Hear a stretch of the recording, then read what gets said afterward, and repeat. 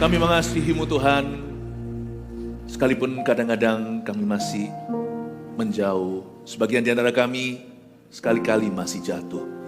Tapi kami mengasihi-Mu itu bukan rahasia lagi karena kami sadar Engkau mengasihi kami. Bahwa kami semua dekat hari ini dalam ibadah tengah minggu akhir pekan ini, kami ingin kembali dekat sama Tuhan. Kalau ada yang sudah menjauh, kami yang sudah notabene selalu dekat dengan Tuhan, kami gak mau puas di sini. Pakai kami sekali lagi. Terima kasih Tuhan. Sampaikan sabdamu, sembunyikan hambamu di balik salibmu. Tidak ada perbedaan ruangan, baik yang di sini maupun di ruangan tambahan. Sebab hadiratmu ada di mana-mana. Sembunyikan hamba di balik salibmu dalam nama Yesus. Haleluya. Amin. Puji Tuhan. Berikan tepuk tangan untuk Tuhan dulu. Jangan duduk. Saya itu ingin sekali rindu bisa salami satu-satu, lepas kangen ya. Dan tapi nggak mungkin kan? Tapi Tuhan itu ada di mana-mana. Dan tadi waktu sebelum mulai sempat visit dulu di ruang-ruang overflow, ruang tambahan. Di situ udah banyak jemaat juga yang di overflow ya. Tidak ada perpisahan di antara kita. Kita tetap dalam satu ruangan yaitu hadirat Allah. Pengen saya salami semua. Dan saya lihat di sini ada wajah-wajah lama. Beberapa, ayo udah lama nggak ke gereja. Tapi beberapa banyak juga yang wajah-wajah baru. You see, wajah lama, wajah baru.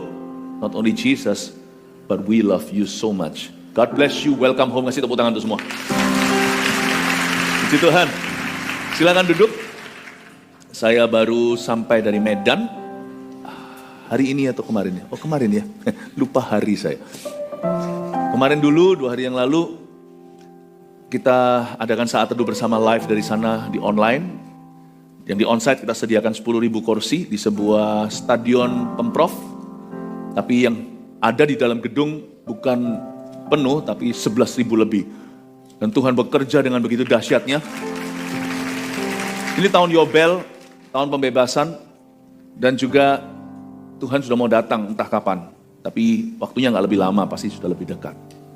Gak boleh ada orang memprediksinya, tetapi kita gak boleh main-main dengan kehidupan. Sehari demi sehari itu berarti. Waktu saya sebelum khotbah kemarin di stadion itu, Roh Kudus beritahu, kamu harus lepaskan mereka karena banyak orang ini yang benar-benar diikat oleh roh jahat. Jadi yang black magic terutama, yang pesugihan, yang pakai ilmu kekebalan, yang turun-temurun, pegang tradisi, yang menentang firman Tuhan. Itu saya ingat kemarin, saya nggak pakai ngotot gimana, cuma sebut nama Yesus. Satu stadion itu teriak di mana-mana, itu bukan Roh Kudus, itu roh jahat yang teriak. Roh Kudus nggak akan begitu.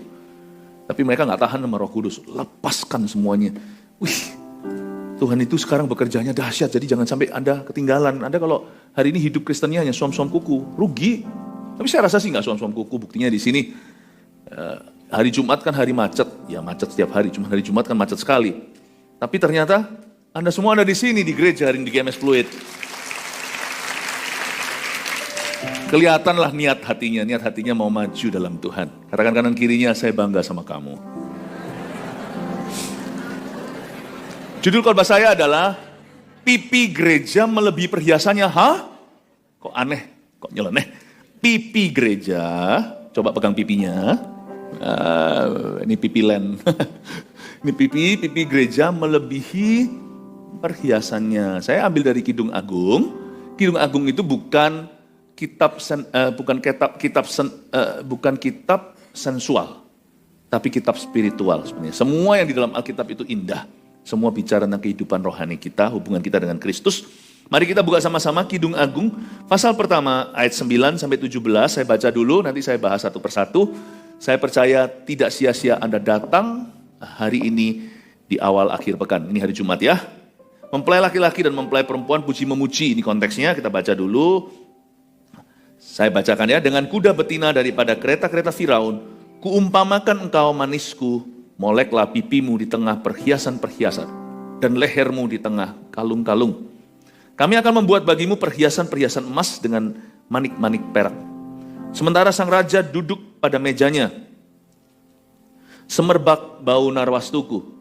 Bagiku, kekasihku, bagaikan sebungkus mur tersisip di antara buah dadaku. Bagiku kekasihku setangkai bunga pacar di kebun-kebun anggur En-Gedi. Lihatlah, cantik engkau manisku, sungguh cantik engkau, bagaikan merpati matamu. Lihatlah, tampan engkau kekasihku, sungguh menarik, sungguh sejuk petiduran kita. Dari kayu aras balok-balok rumah kita, dari kayu erupapan dinding-dinding kita. Kalau baca Kidung Agung itu sebenarnya saut-sautan, apalagi ayat-ayat yang kita baca. Jadi kurang lebih supaya Anda punya gambaran, suaranya mestinya begini kalau ada audio, bukan hanya tulisan, bukan hanya literatur. Kalau ada audionya gini kira-kira ya. Ayat 15 lagi ya. Karena ini kan cowok yang ngomong kan. Lihatlah, cantik engkau manisku. Suaranya berat. Sungguh cantik engkau. Bagaikan merpati matamu. Ayat 16 itu yang cewek. Lihatlah, tampan engkau kekasihku. Sungguh menarik, sungguh sejuk. Dan sebagainya. Ya kira-kira gitu supaya beri gambaran. Ini sebenarnya saut-sautan. Pipi gereja melebihi perhiasannya. Ini pertama kali saya khotbah di GMS Fluid secara onsite. Dulu pernah datang ke sini sebelumnya gedungnya masih belum begini. Kita renovasi dan juga menjadi gereja di level-level ini ya, tempat beberapa level ini. Saya bersyukur sekali. Saya ingin Anda untuk mengerti apa yang Tuhan lihat waktu Anda berkumpul seperti ini. Saya itu interestnya adalah pada hubunganmu dengan Tuhan. Lebih dari sekedar gedung dan fasilitas. Kita jangan lupa loh, pipi kita itu lebih berharga daripada berlian, kalung berlian kita. Itu sungguhan. Tapi dunia ini juling rohani. Selalu materi lebih mahal daripada ciptaan Allah. Lalu kita kejar-kejar itu untuk dapat pengakuan manusia. Dan kalau kita nggak punya, kita minder sama orang yang memilikinya. Orang mau pakai pakaian brand apa, setirnya mobil apa, itu sekunder. Primernya, setiap kita punya 2 ginjal dan itu mahal. Tahukah Anda, your body is more expensive than what you could wear on it. Badanmu itu, tubuhmu itu lebih mahal daripada apa yang bisa kau pakai. Karena itu kalau kita punya, jangan gaya. Hidupmu tidak bergantung padanya. Dan kalau kita belum memilikinya, nggak usah obsesi.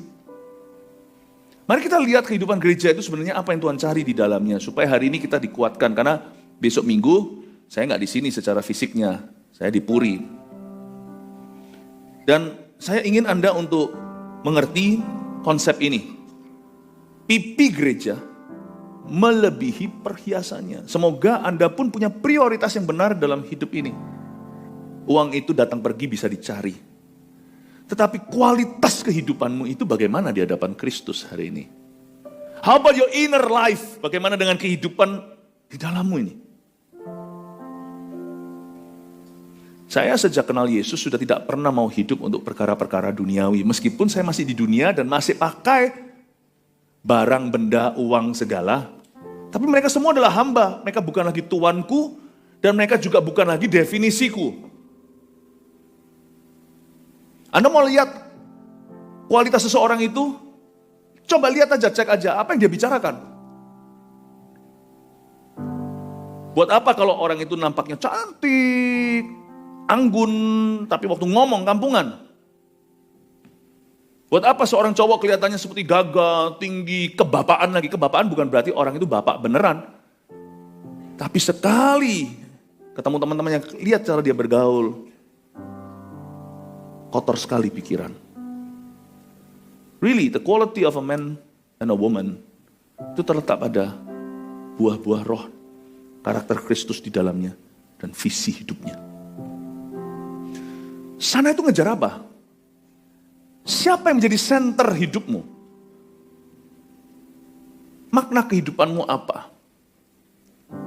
Kesan pertama selalu menggoda, namanya manusia kan selalu melihat penampilan. Tapi duduk 5 menit dengan seorang, Anda langsung bisa tahu orang ini berada di mana, berada di posisi apa dalam hidup ini. Kesan pertama menggoda, tapi 7 menit, 10 menit, 15 menit, Anda langsung tahu orang ini seperti apa.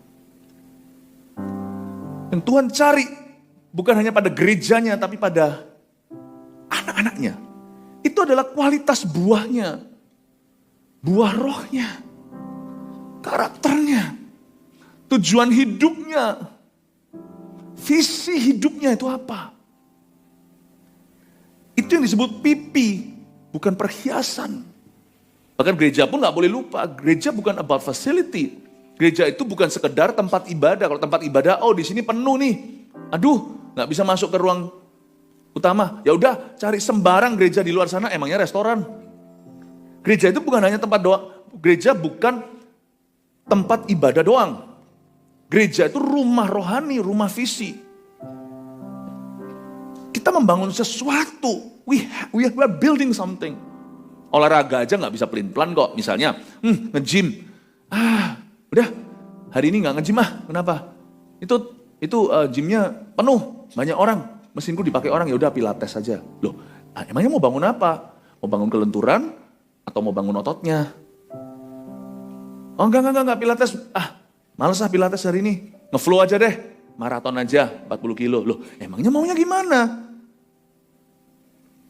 Dalam olahraga Jensen bodybuilding aja. Tergantung mau pakai mesin, pakai barbel, pakai besi, pakai beban, atau pakai beban tubuh kalistenik namanya. Beda konsep lagi. Yang mau gede-gede seperti Arnold, suasana yang sangat seger itu beban harus nambah terus. Awal mula cuma 10 kilo, 10 di sini. Ya kan? Chest press namanya. Wah, begini. Tambahin 15. Besok 17,5. 20, 25. 25 kali 2, 50 tuh. Tapi kalau semuanya kalistenik, push up. Pakai body weight. Jadi bukan besar, tapi rip atau pecah ototnya. Tergantung. Orang olahraga aja spesifik kok. Rohanian kita itu asal-asal. Gereja memang ku tak pandang dari mana, tapi selama kita di bumi, kita harus bangun sesuatu yang spesifik. Dan kita gak boleh sembarang bergereja. Kita harus menguji betul-betul visi mana yang memang Tuhan taruh untuk hidupku. Rumah mana yang merupakan rumah roti bagiku. Orang Kristen tidak boleh asal-asalan, tapi harus profesional. Pipi kita melebihi perhiasan kita. Jangan lihat fasilitasnya, lihat pipinya, lihat visinya. Lihat dagingnya, the flesh of the church. The flesh of the church, dagingnya. Bukan perhiasannya, pernak-perniknya. Mari kita baca sekarang ya. Kita lihat sekarang ayat 9. Dengan kuda betina daripada kereta-kereta Firaun, kuumpamakan engkau manisku. Memang orang-orang ini zaman itu memang aneh di Timur Tengah. Muji orang kok begitu. Coba sama istri Anda. Mama, kamu seperti kuda betina. Lempar tomat iya. Jangan ditiru, makanya itu firman-firman ini harus diartikan dengan dalam konteks hubungan kita dengan Tuhan. Kalau enggak itu aneh, karena konteks culture atau kebudayaannya beda. Ya, dengan kuda betina daripada kereta-kereta Firaun, kuumpamakan engkau manisku. Kuda betina itu kuda kerja. Sadarkah Anda? Yang dipuji di sini adalah fungsi di ayat 9. Anda pernah lihat dunia singa? Singa-singa yang brewokan itu, yang cowok-cowok itu kerjanya kawin. Lalu lindungi dia punya klan atau lindungi dia punya gerombolan. Yang berburu itu singa betina. Kalau disebut dengan kuda betina daripada kereta-kereta Firaun, berarti mereka lah yang tarik kereta-kereta. Tahukah bahwa sang mempelai pria senang wanita yang kerja? Tahukah di sini mempelai juga bicara tentang Kristus? Dia suka sekali lihat orang Kristen yang kerja. Bukan hanya kerja sehari-hari, profesi, itu iya. Paulus berkata, kamu tidak bekerja, nggak usah makan. Jangan percaya kerohanian yang sifatnya malas. Itu kerohanian palsu kalau ada orang Kristen yang nggak mau bekerja. Hanya berkanjang pada penglihatan-penglihatan dan janji-janji Tuhan. Tuhan janji kok, tahun berkat internasional kok. Lalu dia nganggur tiap hari, padahal sudah ada tawaran pekerjaan, tapi bagi dia salary-nya kurang handsome. Ya, lalu habis itu pekerjaannya dia nggak suka. Dia maunya pekerjaan job yang ideal. Atau dream job lah kata dalam bahasa Inggrisnya. Dan dia mau gajinya itu yang setinggi langit. Kalau orang kayak begitu, salah tafsir firman. Firman itu suruh kita pegang janji, tapi setia dulu dalam perkara kecil. Baru ditambah nanti. Tuhan tuh senang orang Kristen yang produktif. Yang apa? Produktif. Tuhan senang kita itu hidupnya itu berusaha. Kuda betina dari kereta Firaun. Dan Tuhan juga suka melihat jemaat yang asyir, yang di multimedia, yang volunteer, yang full timer udah nggak bisa lagi. Udah diperes semua keluar airnya. Udah full heart, full life lagi. Harus dibantu. Tuhan suka melihat jemaat itu bekerja di ladangnya. Bukan hanya di profesi masing-masing, itu iya. Anggaplah pekerjaanmu adalah pelayananmu. Tapi juga bekerja sama di ladang misi. Yaitu gereja tiap minggu. Anda harus involve in ministry. Tuhan gak suka orang Kristen nganggur, tapi anehnya hari ini kurang disuarakan. Gereja-gereja puas sampai pada titik jemaatnya datang. Tidak boleh, gereja yang sejati harus memprospekkan setiap jemaatnya untuk jadi murid dan jadi pelayan Tuhan. Jadi pelayan Tuhan bukan berarti jadi pengkhotbah, maunya di depan nyanyi jadi WL-nya. Tapi ini menunjuk pada fungsi bahwa hidup kita harus berdampak di dalam gereja sama dengan hidup kita melayani Tuhan di luar sana.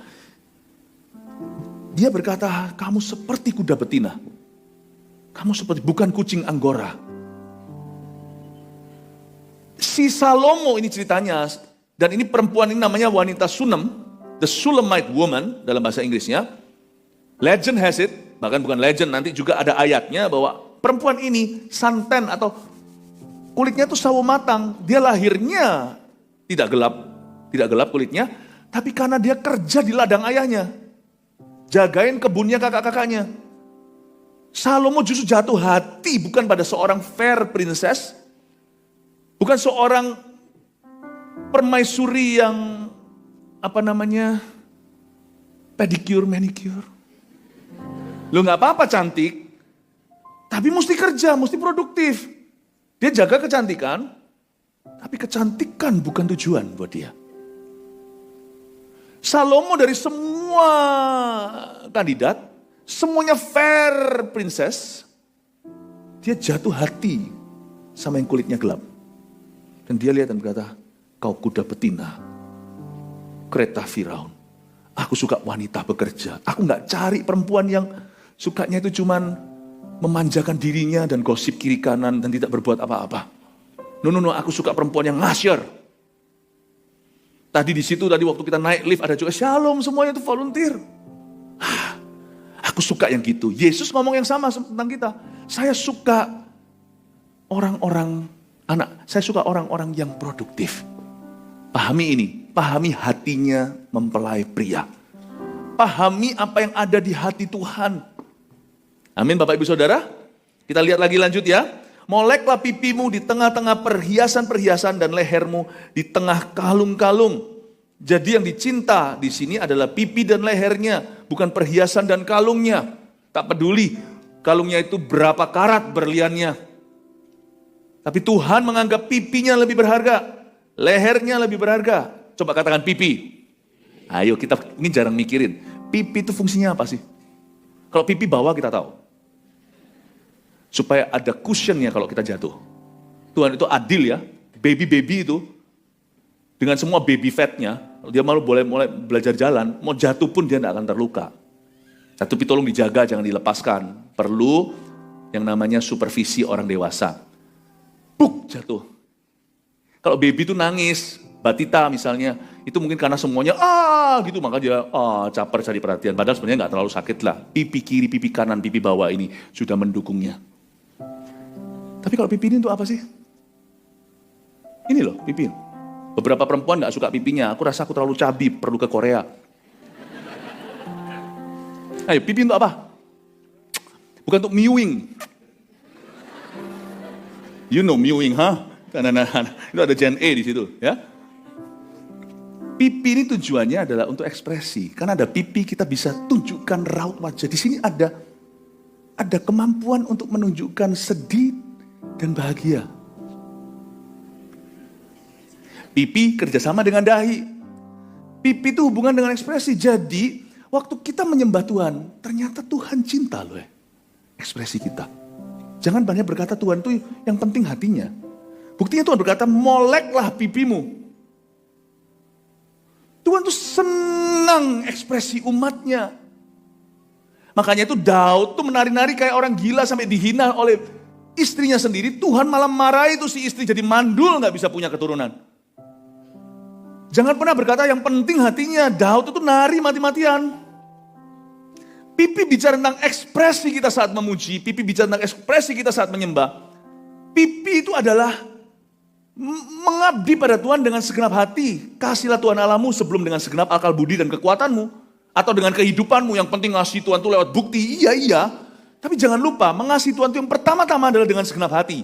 Hati bicara tentang semua emoji, semua emoticon, semua perasaan itu di sini.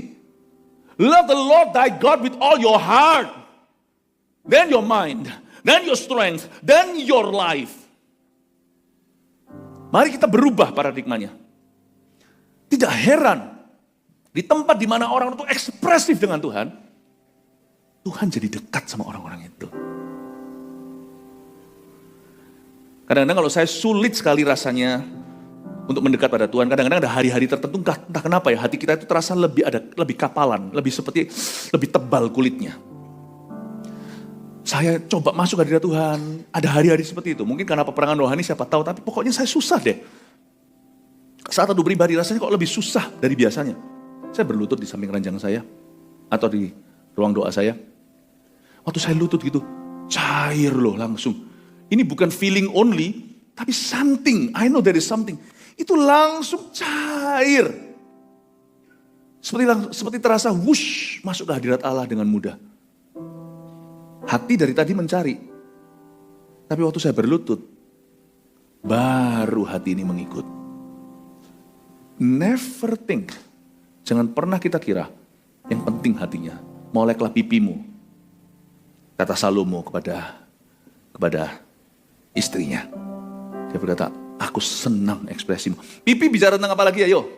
Pipi itu bicara tentang speech atau kemampuan berkata-kata. Coba lihat ya. Kalau pipi kita ini goyang terus ini, tahu nggak kalau saya setelah khotbah 5 kali, nggak 7 kali, saya nggak tahu gimana Pastor Fuji ini luar biasa, 7 kali, Pastor Lena juga. Saya 5 kali aja rasanya pipi itu perlu refleksi. Aduh sini loh, capeknya bukan main. Sebelah sini. Ya. Pipi itu adalah tempat ruang gerak untuk kita cipta kalimat dan kata-kata. Jadi pipi adalah kehidupan firman. Sebuah gereja. Gereja itu bukan sekedar sifatnya gedungnya. Gereja itu firman apa yang dibagikan di gereja itu. Tuhan sangat melihat pipi sebuah gereja. Firman apa yang dibagikan di gereja itu, apakah politik? Apakah menyerang gereja lain? Apakah isinya hanya toksik?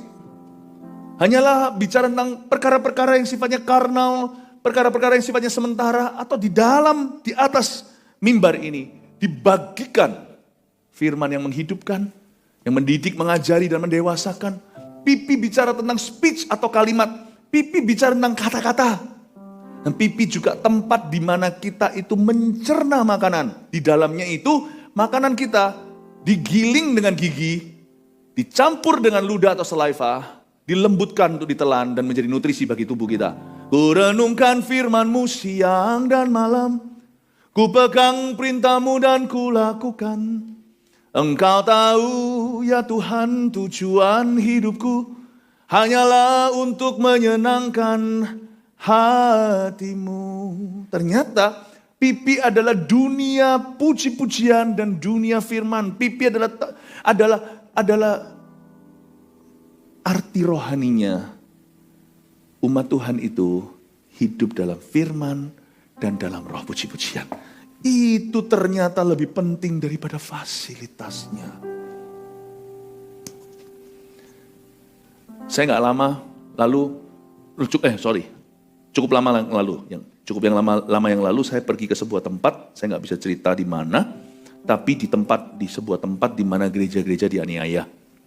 Saya pergi ke sebuah tempat yang cukup puncak, ini luar negeri, lalu sudah disiapkan, dilubangi di belakang sana kalau ada apa-apa, saya akan diturunkan seperti Rasul Paulus pakai keranjang, untuk saya cepat pergi, supaya jangan sampai mereka semua juga kena masalah. Luar biasa. Mereka memuji Tuhan itu gak ada musiknya penuh. Itu 3.000 yang kumpul. Satu kota hanya boleh utus 2 orang. Suami istri atau bukan. Coba bayangkan 3.000. Itu berarti 1.500 kota terwakili. Saya hitung semuanya itu mewakili kurang lebih 9-10 juta orang Kristen di negara itu. Itu hanya leadernya saja yang kumpul ketemu sama saya. Itu dahsyatnya, tempatnya benar-benar ke bukit doa. Tempat di mana, dan waktu itu yang motong-motong sayur untuk kasih makan siang, itu semua adalah orang-orang yang sudah manula. Sambil memuji-muji Tuhan, sambil motong-motong sayur, saya mikir itu gimana ya, ciprat gak ya? Tapi mereka memuji-muji Tuhan. Saya jadi ingat bobo saya yang sudah meninggal. Saya ingat saya punya nenek. Itu juga suka masak. Saya lihat itu, saya ingat nenek saya. Saya berkata, Tuhan, terima kasih. Ini kakek nenek semua masakan untuk kami. Setiap hari itu 3.000 orang makan. Makannya itu gak main-main, udah di mangkuk besar. Sumpit masuk semua ke tengah. Hepatitis segala saya tidak tahu itu gimana. Tapi Tuhan berkata, kalau kamu pergi dalam misi, racun ular pun tidak akan mematikan. Itu ayat jangan kau pakai di luar misi. Itu namanya mencobai. Oh racun ikan. Racun ular. Jangan. Itu kalau kita lagi pergi misi itu dalam perlindungan, bukan untuk sok-sokan. Enggak pernah kena sakit, itu sungguh-sungguh semua sumpit. 1, 2, 3, ya. Tuhan, terima kasih Tuhan. Rasa hepatitis B ini enak sekali. Anda lihat kalau mereka memuji. Merinding. Ujung ke ujung muji Tuhan.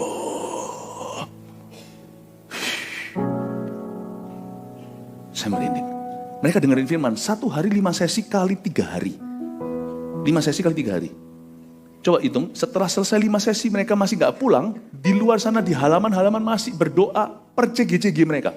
Bukan CG karena ini hamba-hamba Tuhan. Itu kumpul sendiri 5-10 orang. Mereka doa 5 kali sesi. Kalau kita kan setiap minggu 5-7. Ini 5 kali setiap hari.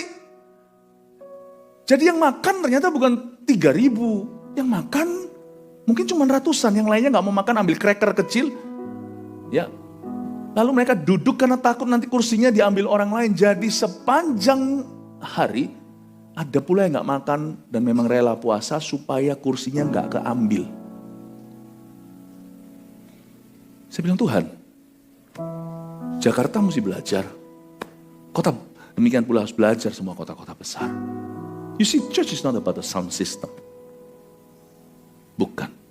Andai kata Anda dari situ, Anda akan bisa melihat sound system yang lain. Itu nyembahnya itu seperti ombak. Itu orang-orang memuji Tuhan. Bukan sound systemnya. Sound system gereja itu bukan perhiasannya. Itu juga harus dibeli yang baik. Kalau Anda mampu ya harus kasih yang terbaik, saya ngerti. Tapi sound system yang terbaik itu adalah suara jemaat. Tahukah Anda? Pipimu lebih berharga dari perhiasanmu. Any sound system yang kita bisa beli, yang top of the line, yang harganya puluhan M, itu masih kalah pamornya di hadirat Allah dibanding dengan suara jemaatnya. Buat apa sound system yang menggelegar, tapi jemaatnya hanya murmur atau bisik-bisik kalau memuji. Saya ingin sekali jemaat kita di Jakarta punya mentalitas yang berbeda. Kita bukan hendak membangun gereja yang paling hebat. Tidak pernah ada semacam itu niat hati kami. Kami ingin membangun gereja yang holy, gereja yang cinta Tuhan itu dengan sungguh-sungguh dan tulus hati. Saya percaya GMS Pluit dan semua GMS di seluruh Jakarta yang gembalakan di bawah Pastor Fuji, Pastor Lena, semua punya spirit yang sama. Kasih tepuk tangan untuk Tuhan. The flesh of the church. The flesh of the church. Mari kita lihat ayat 11. Kami akan membuat bagimu perhiasan-perhiasan emas dengan manik-manik perak. Dari ayat ini kita lihat komitmen Salomo kalau membangun atau memberi pakaian kepada permaisurinya. Bukan berarti gereja harus primitif. Gereja yang saya sebut tadi itu dalam aniaya. Jikalau mereka tidak dianiaya, mereka juga harus berbenah, termasuk fasilitasnya. Jadi nggak ada yang salah. Jangan kita anti kalau gereja itu diberi Tuhan facility. Jangan. Itu juga alhasil dari kesetiaan mereka. Karena mereka setia dalam perkara kecil. Tapi coba lihat ya, komitmen seorang Kristus dalam hal ini diwakili dengan Salomo. Kami akan membuat bagimu perhiasan-perhiasan emas. Dia bikin dari emas, lalu dikasih manik-manik perak. Dia gak balik. Banyakin tuh peraknya, emasnya dikit. Emas putih namanya. Dia kasih itu emas 24 karat. Yang terbaik untuk permaisurinya. Tadi itu gereja teraniaya, tapi kalau mereka suatu hari bebas, mereka pun harus berbenah. Gedung mereka dibagusin, kursi disediain, ada tempat overflow-nya, ada tempat untuk anak-anaknya, Eagle Kids atau Children Church-nya. Harus ada sound system-nya begini, coba bayangin kalau nggak ada sound system saya akan teriak-teriak. Bayangin kalau saya khotbah begini kan susah. Susahnya saya, bukan susahmu. Yang overflow nggak denger kan? Yang susah saya. Sini aja saya harus ngotot-ngotot. Yang di overflow nggak denger apa-apa. Jadi jangan pernah kita anti, oh gereja harus primitif. Anak-anak Tuhan harus miskin. Kenapa harus miskin kalau Anda mengelola dan Tuhan berkati? Ya, kalau orang itu dikasih kesempatan, dikasih modal sama Tuhan, lalu dia nggak bisa mengelolanya, dia selalu jatuh miskin, jangan-jangan dia judi online terus. Kalau kita itu setia, pasti ditambah sama Tuhan. Jadi jangan anti, tapi itu bukan inti. Pada apa maksud saya? Jangan anti, tapi itu bukan inti. Anak-anak Tuhan, hamba-hamba Tuhan itu dibawa ke atas juga bisa. Kita bisa memuji Tuhan dengan gagah. Mati lampu pun masih jalan, kita masih teriak-teriak. Dibawa Tuhan ke tempat yang tinggi, ke facility, oke. Dibawa Tuhan ke tempat yang seperti itu, seperti kemarin saya. Dibawa ke sana lalu pakai sumpit semuanya, ratusan orang langsung cemplung sumpitnya. Kalau memang saya dipanggil Tuhan ke misionaris ke sana, jangan minta perlakuan khusus. Hamba Tuhan, anak Tuhan, kita semua ini dibawa naik harus bisa, dibawa turun harus bisa. Karena ini bukan intisarinya. Itu spirit yang Tuhan mau dari orang-orang Kristen. Anak-anak Tuhan. Itu Kristen sejati. Tapi Tuhan tunjukkan komitmennya. Salomo itu kalau punya istri, dia pasti Solomon will clothe his wife. Salomo pasti akan memberi pakaian terbaik untuk istrinya. Tuhan kita itu gak pelit. Dia langsung buat, aku membuat bagimu, ini permaisurinya, perhiasan-perhiasan emas. Salomo berkata, aku akan pakai bahan yang paling murni, paling mahal. Dengan manik-manik perak. Kasih yang terbaik. Kasih yang terbaik untuk Tuhan. Saya percaya gereja itu, kalau molek pipinya, perhiasannya pun Tuhan akan tambah. Tuhan pasti akan memfasilitasinya. Tapi intinya bukan di facility. Paham maksud saya Bapak Ibu Saudara? Kalau Anda sama, kalau belum kerja, belum apa, udah nuntut gajinya selangit. Tapi kalau Anda orang kualitas di bidang kerja Anda, Alkitab mengatakan the excellent will sooner than later, stand before kings. Karena itu jangan nuntut di depan. Kerja itu sungguh-sungguh. Seperti pemain tenis, jangan terus lihat ke papan angka. Smash saja tuh lawan. Tanpa Anda sadari tiba-tiba, game over, aku masih siap main. Udah Pak, udah menang. Oke, piala dikasih. Matamu tertuju pada pertandingan, bukan pada pahala. Jangan tertuju pada fasilitas. Kalau Anda mau kerja, kerja sungguh-sungguh. Nanti lihat ya, pekerjaanmu melebihi yang lainnya. Kemampuanmu melebihi yang lainnya. Kemahiranmu melebihi yang lainnya. Keuletan, kesetiaan, ketabahanmu melebihi yang lainnya. Otomatis nilaimu akan tambah. Anda tidak perlu promo diri. Orang lain akan berebut akan dirimu. Saya punya satu prinsip. Tugasku hanya pipi, perhiasan tugas Tuhan. Promosi bukan datang dari kiri dan kanan. Promosi itu datang dari atas. Jangan promosikan dirimu. Kalau Anda sungguh-sungguh mempersiapkan diri, itu pipi tidak akan pernah sepi. Sebentar lagi Tuhan akan kasih perhiasan-perhiasan di kalung. Nah, Tuhan akan mengalungi lehermu yang cantik itu. Pasti Tuhan akan memfasilitasi hidupmu. Ngasih tepuk tangan untuk Tuhan. Waktu saya baca ini saya ngerti, oh Tuhan ternyata ini yang Tuhan cinta. Dan ayat 11 itu saya bisa rasakan kasih Yesus bagi gereja. Kami akan membuat bagimu perhiasan emas dengan manik-manik perak. Coba lihat ayat 12. Sementara sang raja duduk pada mejanya, semerbak bau narwastuku. Ini waktu baca ayat 12 ada sesuatu yang janggal. Duduk kok di meja. Duduk itu kan di kursi. Berarti ini bukan soal kursi biasa. Sementara sang raja, karena kita tahu ini adalah kitab pernikahannya Salomo dan wanita Sunam. Sementara sang raja duduk pada mejanya, berarti Salomo duduk di atas tahta. Ini bicara tentang tahta kasih karunia. Katakan tahta kasih karunia. Dari tahta kasih karunia lah Allah pasti akan membangun hidupmu. Allah pasti akan membangun hidupmu. Saya tidak pernah mencari jodoh dulu itu sebagai tujuan utama saya. Dulu waktu saya jadi hamba Tuhan, saya buang semua beasiswa. Saya punya tabungan dulu karena saya dari kecil, dari muda tidak pernah mau bergantung sama orang tua. Karena saya tahu waktu itu papa saya bukan Kristen. Sekarang menjadi anak Tuhan yang sangat-sangat cinta Tuhan. Emas kawin saya istilahnya saya simpan itu untuk nanti gak minta orang tua kasih, puji Tuhan. Ya papa mama pasti kasih, papa mama kasih yang terbaik. Cuman saya gak mau bergantung, saya simpan. Itu semua tak kasihin. Satu ke gereja di Lampung. Sebagian lagi saya beliin sound system untuk sekarang yang jadi sound system yang sangat-sangat simple. Karena gereja waktu itu anak-anak muda saja. Zaman saya belum kawin, tempat itu hari ini menjadi GMS Salatiga. Saya kasih semua duit saya. Saya kasih semua duit saya. Saya tahu kok, saya tahu Tuhan akan pelihara hambanya. Dan dari tahta kasih karunia itu, selalu Tuhan itu tidak pernah berutang sama siapa-siapa. Saya memulai pelayanan saya buka rahasia sama Anda. Semua uang saya yang ada pada saya, mas kawin saya kasih semuanya untuk misi. Saya tidak mau kalah dengan wanita narwastu, sebab semerbak bau narwastuku. Saya mau pecahkan yang mahal. Bahasa Inggrisnya, I will not give that which cost me nothing. Saya bilang, saya mau jadi pendeta Tuhan. Saya jadi pendeta bukan karena saya nggak bisa sekolah, bukan saya dari keluarga tidak punya.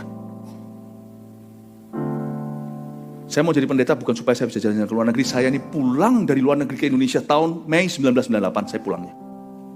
Dari umur 6 itu saya sudah di Taiwan, sudah di luar negeri. SD saya di Singapura. SD di Taiwan sama Indonesia, SMP saya di Singapura, SMA saya di Kanada. Saya jadi pendeta itu. Costly to me. Narwastuku pecah. Pecahin. Tadi kan saya bilang uang saya kasih semua ke sebuah gereja di Lampung. Waktu itu belum ada GMS Lampung, itu zaman dulu belum ada GMS kemana-mana. Sebuah gereja saya kasih. Itu saya mimpi, dalam mimpi saya melihat saldo saya sampai sen terakhirnya. Nah saya tahulah maksud Tuhan. Nah, saya lihat itu, saya kasih uangnya ke seorang hamba Tuhan yang Tuhan tunjukkan dalam mimpi saya. Saya kasihkan ke gerejanya. Itu tahun 98. Saya kasihkan. Jadi, narwastu, semerbak bau narwastu. Tetapi saya tahu bahwa sang raja duduk pada mejanya. Orang itu yang kasih narwastu sama Tuhan. Tuhan itu duduk pada mejanya untuk memandang orang itu. Tata kasih karunia. Saya nggak pernah berutang sama siapa-siapa. Hari ini saya mengerti kalau Tuhan memanggil seseorang, Tuhan memelihara dia. Jangan jadi pendeta karena Anda mau jalan-jalan. Jangan jadi pendeta mentalitas amplopan. Jangan jadi pendeta karena mau kaya. Mau jadi pendeta, uji dulu. Berikan kekayaanmu untuk misi. Saya nggak mau jadi pendeta karena saya nggak bisa sekolah. Beasiswa kiri kanan saya bisa. Saya bilang sama Tuhan, if I become your servant, bukan karena saya nggak bisa masuk ke universitas mana, tapi karena saya buang, I will not give that which cost me nothing. Bapak Ibu Saudara, saya ingin Anda untuk mengerti sesuatu bahwa memberikan pipi kananmu, pipi kirimu ketika pipi kananmu ditampar, itu bukan hanya membalas kebaikan pada orang yang melakukan kejahatan. Tapi kalau kita mau mengabdi pada Tuhan, kasih pipi kiri kananmu, kasih narwastumu. Bukan berarti jual seluruh hartamu, ya enggak. Tidak. Bukan berarti berikan semua waktumu, Anda tetap harus kerja. Memberikan narwastu itu artinya memberi yang terbaik untuk Tuhan. Jangan pernah murahan jadi orang Kristen, jadi anak Tuhan. Saya ikut Tuhan bukan supaya saya kaya. Saya ikut Tuhan bukan supaya saya dapat ini itu. Oh, belum selesai tadi. Waktu saya jadi pendeta, mau jadi pendeta, saya pikir siapa mau kawin sama saya? Zaman itu kan, saya nggak punya patron. Saya di Kanada, segelintir orang-orang Indonesia. Mereka tahu saya jadi pendeta. Semua cewek-cewek lari. Karena perawatan tidak cukup katanya. Saya bilang sama Tuhan, aku siap jomblo seumur hidup. Aku bahkan siap martir, mati untuk Tuhan. Tahun 92 ketika Tuhan panggil saya, lepaskan semuanya, beasiswa saya tolak semuanya. Saya bilang sama Tuhan Yesus, I am ready to die a martyr. Tuhan kayaknya ketawa. Philip, si bodoh ini terlalu berapi-api tanpa kebijaksanaan. Tuhan kasih saya jodoh. Tata kasih karunia itu tidak akan pernah membiarkanmu sendiri. Apa yang kau butuhkan pasti diisi. Apa yang kau perlukan, bahkan apa yang kau inginkan, Tuhan perhatikan.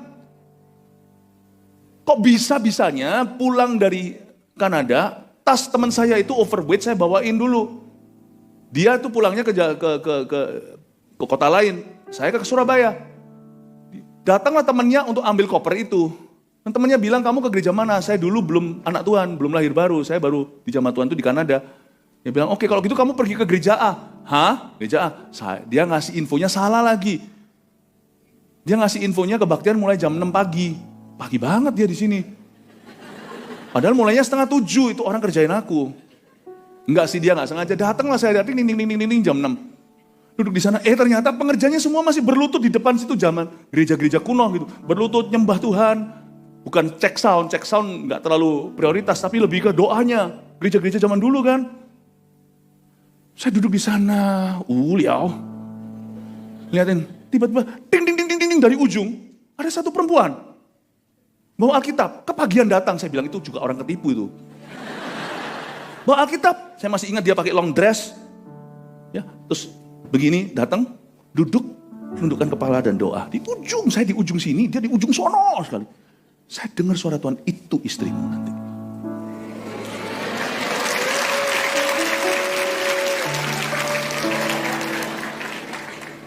Saya kira itu orang ya ketipu, ternyata bukan.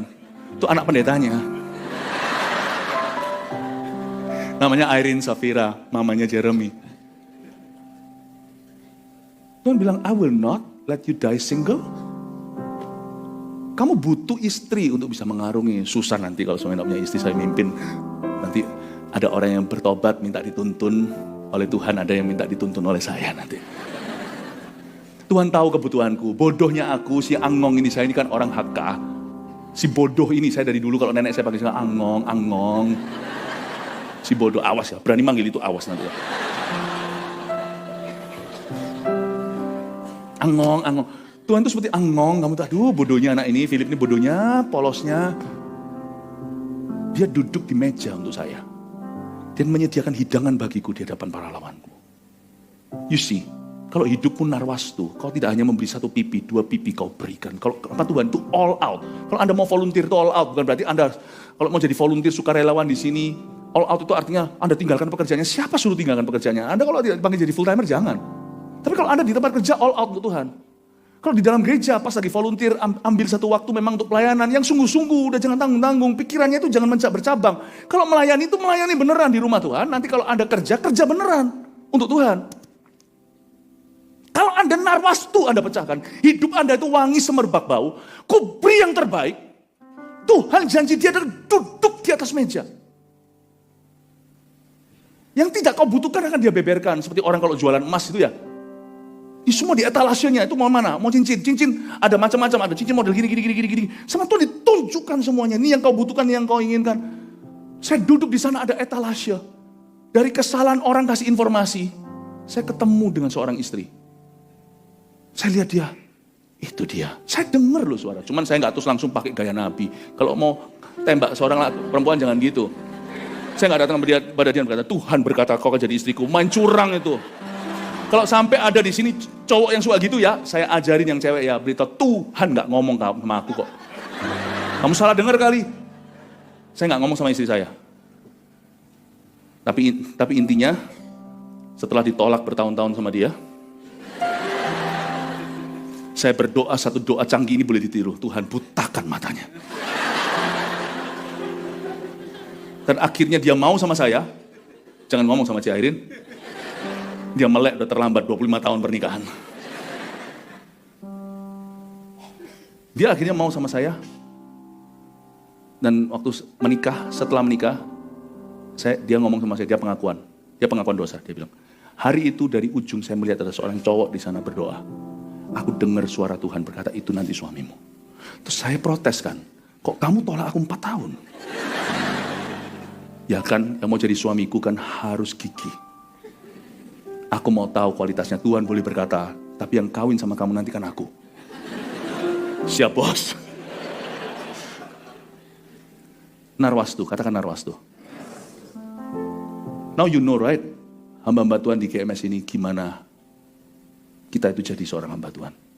Pastor Fuji, Pastor Lena, kami tidak butuh pelayanan. Pastor Fuji, Pastor Lena itu meninggalkan kenyamanan. Pergi ke Manado, rintis sana, pergi ke Malaysia, rintis lagi, tarik lagi ke Jakarta lewat ini itu. We could easily do business seperti Anda. But God has called us to take care of you. Jangan buat hidup kami sia-sia. Jangan sia-siakan waktu kami. Bertumbuhlah. Dan saya tidak main-main.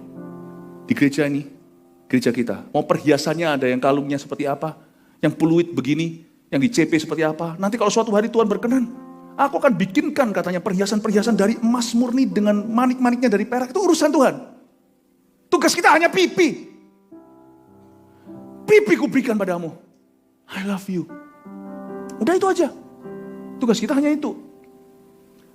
Carilah dahulu kerajaan sorga dan maka segala sesuatu akan ditambahkan kepadamu. Itu aja. So you know hari ini kalau Anda datang ke gereja ini, tujuan utama Anda adalah untuk bertumbuh. Saya nggak bisa selesaikan semua ini kayaknya ini, padahal beberapa ayat ini mestinya gampang, tapi Tuhan punya rencana lain. Saya tekan penekanan saya hari ini. Kita lihat aja langsung ke, ya cepet aja deh. Gak apa-apa, saya dengar di luar macet banget, percuma Anda mau pulang. 13, bagiku kekasihku bagaikan sebungkus mur, tersisip di antara buah dadaku. Ini yang cewek yang bicara. Kalau sama Yesus itu harus kau taruh dia di dadamu. Taruh dia di dadamu. Sama Tuhan itu harus cintanya itu segenap hati. Cinta itu kayak gini, sama ministry yang Anda jalankan, cinta dengan segenap hati. Sama pekerjaan Tuhan berikan sekalipun itu bukan ideal. Cintai dulu kalau Anda tidak mengerjakan sesuatu yang Anda suka. Sukai dulu pekerjaanmu. If you don't love what you do, then love. If you don't do what you love, you can always begin loving what you do. Cintai. Apapun itu Narwas itu dari dada sini. Makanya ketika si wanita Narwas itu ditegur sama murid-muridnya, Tuhan berkata, lu jangan gitu. Lu orang jangan gitu. Orang ini melakukan kebaikan. Kalian semua itu loh, aku datang aja gak ada yang basuh kaki. Dia basuh kaki pakai Narwasu dan dengan air matanya. Dan menyekanya dengan rambutnya. Sampai kapanpun Injil diberitakan, orang ini akan dilupakan perbuatan kasihnya. Tuhan bilang kalau sama Tuhan itu ya Bapak Ibu Saudara, harus dada sini loh. Jangan jadi Kristen KTP. Dada sini loh. Coba lihat lagi sekarang ayat 15. Lihatlah cantikku, engkau manisku. Sungguh cantik engkau. Bagaikan merpati matamu. Ini Tuhan. Tuhan melihat kamu cantik sekali, manisku, kamu cantik. Tuhan tidak memuji perhiasannya. Semua gedung yang kita bangun untuk gereja itu fungsional. Berapa puluh tahun kemudian pasti usang. Pasti perlu renovasi. Tapi pipi tidak boleh. Tidak boleh renovasi. Pipi harus dijaga kemerahannya. Kasih mula-mula, jangan kehilangan itu. Lihatlah cantik engkau manisku, yang dipuji bukan perhiasan, yang dipuji adalah the bride atau mempelainya. Coba lihat ayat 16, sapaan daripada sang wanita yaitu kita. Lihatlah tampan engkau kekasihku, sungguh menarik, sungguh sejuk petiduran kita. Coba kalau Anda lihat sungguh menarik di sana itu garis bawah, itu garis bawahi. Kita sama Tuhan tuh takut atau tertarik? Saya takut juga, tapi saya lebih tertarik. Saya sama Tuhan tuh demen, suka. Gak perlu disuruh-suruh, harus doa, gak perlu. Malah justru saya menunggu-nunggu setiap pagi untuk mempersiapkan persembahan saya untuk Tuhan. Kita itu sama Tuhan tuh kita sama Tuhan tuh demen gak? Janganlah boro-boro bilang, gak usah terlalu jauh lah bilang tentang kasih. Kasih itu terlalu tinggi. Do you like him? Do you like him? Anak kecil waktu kecil ya sukanya sama temannya sama papa-mamanya. Tapi sekali dia nanti sudah mulai remaja, wah senangnya sama teman-temannya. Loh, kalau dia senang sama teman-temannya, anak Anda yang remaja itu lebih suka pergi sama teman-temannya daripada sama Anda. Itu bukan berarti dia gak cinta Anda loh, jangan salah paham, jangan patah dulu hati. Dia tetap mengasihimu, cuma dia lebih demen sama teman-temannya. Nah, orang Kristen juga banyak gitu, awal-awal sama Tuhan tuh demen. Tapi setelah dia mulai dewasa, mulai lama sebagai orang Kristen, dia lebih demen lakukan hal-hal lain dan bukan bersekutu dengan Tuhan. Dia masih mengasihi Tuhan. He still loves God, but doesn't like him that much. Paham maksud saya? Ke gereja itu harus menjadi bahasa, nggak tahu ini kata ini betul nggak? Harus menjadi kedemenan. Harus menjadi kesukaan. Apakah baca Alkitab masih kesukaan bagimu? Atau keharusan? Ke gereja itu kesukaan atau keharusan? Kalau makan itu keharusan, bukan kesukaan, berarti Anda mulai sakit. Sakit mah. Meskipun kalau Anda tidak makan, Anda cepat lambat harus makan supaya hidup. Tapi makan itu adalah kesukaan. Anda makan firman itu kesukaan? Doa kesukaan enggak? Pelayanan itu kesukaan atau enggak? Dia berkata, Tuhan, aku demen sama you. Engkau sungguh menarik bagi aku. Terakhir, dari kayu aras balok-balok rumah kita. Ini yang ngomong yang cewek ya, bukan yang cowok. Coba baca. Dari kayu aras balok-balok rumah kita. Dari kayu eru papan dinding-dinding kita. Wih, ini yang ngomong gini bukan yang laki-laki, yang perempuan. Ayo bangun rumah yuk Tuhan. Saya bisa bayangkan sepasang sejoli mau menikah nih. Mereka gak hanya mempersiapkan hari H pernikahannya, tapi mereka mulai bangun rumah sama-sama. Apalagi yang bisa bangun rumah sendiri, rumah idamannya. Wah, biasanya ya, nanti lihat ya, yang sibuk yang perempuan. Aku mau yang begini, gini. Wah, perempuannya kayak gitu. Soalnya kalau yang lakinya yang disuruh sibuk, apalagi kalau dia sudah punya kesibukan, biasanya nanti dia akan settle for kontraan. Asal-asalan. Itu cewek pasti ya, kalau you see a house, when it has the woman touches. You see it, sofanya, gininya, lihat. Kalau biasanya laki-laki kurang konsep. Jemuran sama makanan bisa jadi satu. Yang penting fungsional. Perempuan tuh lebih gimana? Ini secara stereotipnya. Lihat ya, yang perempuan punya angan-angan tuh membangun rumah bersama. Let's build a home for us. Dan ini tidak ditolak loh, ini jadi ayat loh. Ayat terakhir di pasal 1. Itu angan-angan GMS untuk membangun 1000 gereja lokal untuk pangeran kita. Amin. Dari kayu aras balok-balok rumah kita, we shall build you 1,000 strong local churches before you come back with 1 million disciples. Bapak Ibu Saudara, come and build this vision with us. Tapi mungkin kita akan bangun yang terbaik. Puji Tuhan GMS Fluid sudah ada rumah nih. Sabar-sabar ya, konstruksi masih jalan. Nanti akan ada area-area yang belum selesai tadi, yang green room-nya dan sebagainya. Nanti juga ibadah akan ditambah. Setelah ini ibadah berapa kali? 9.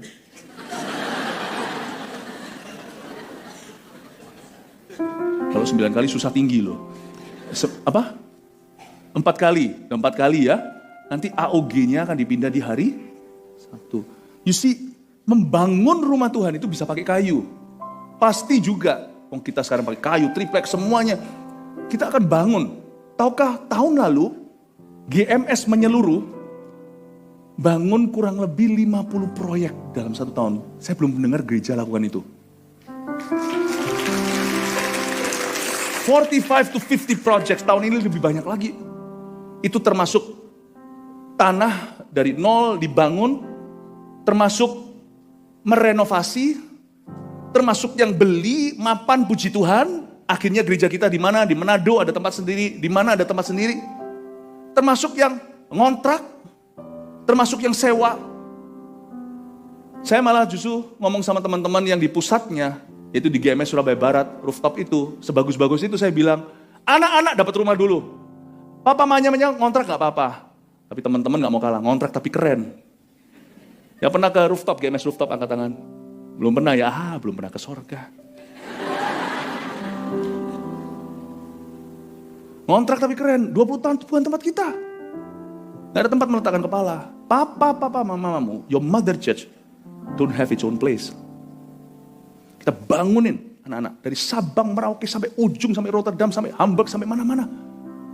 Hong Kong, Taiwan tahun ini, Tuhan izinkan Tokyo akan menjadi gereja lokal. Udah ada ratusan, di situ ada puluhan CG. Bapak Ibu Saudara, tahun ini lebih banyak lagi siap untuk Bob the Builder. Tapi bangunan ini hanyalah bangunan jasmani. Ada nggak ada proyek 50-45 tadi? Kita semua tetap membangun kerajaan Allah. Membangun yang utama itu bukan dengan kayu, tapi dengan batu. Dengan apa? Dengan batu, katakan batu. Batu ini bukan batu sembarang batu, saudara. Batu ini adalah batu hidup, yaitu manusia. Caranya gimana kita bisa membangun gereja? Tanpa kita pegang paku, palu, gergaji, tanpa pakai topi proyek. Itu nanti sudah ada tim pembangunan gereja yang melakukan itu. Gimana caranya kita semua juga jadi pembangun gereja? Jawabannya, membangunnya dengan satu materi, yaitu batu kehidupan. Your life. Disitulah masuk CG. CG itulah bangunan gereja sesungguhnya. CG kita. Amin Bapak Ibu Saudara. Kalau Anda belum bergabung dengan sebuah CG, dan Anda ingin hidup Anda berguna dalam rumah Tuhan, membangun rumah rohani ini, saya rasa malam ini saya mau nantang Anda. Udah berhenti jadi orang Kristen yang cuma duduk di kursi saja, tidak berbuat apa-apa. Di gereja ini semua kita dibutuhkan. Karena jemaat kita sekarang di mana-mana, saudara, bertambah-tambah. Kita butuh orang-orang untuk mengembalakan. Saya, Pastor Fuji, Pastor Lena mengembalakan sendiri. Gak bisa. Gak bisa. Kami membutuhkan Anda untuk saling menjaga. Saya dorong Anda untuk mulai ambil semua peralatan Anda. Siap sumbangsi hidupmu untuk membangun sesamamu dalam Tuhan. Dengan bergabung dalam CG, dengan melayani di dalam CG, dengan membangun kehidupan orang lain, Anda sedang membangun kerajaan Tuhan. Katakan amin. Berikan tepuk tangan Tuhan.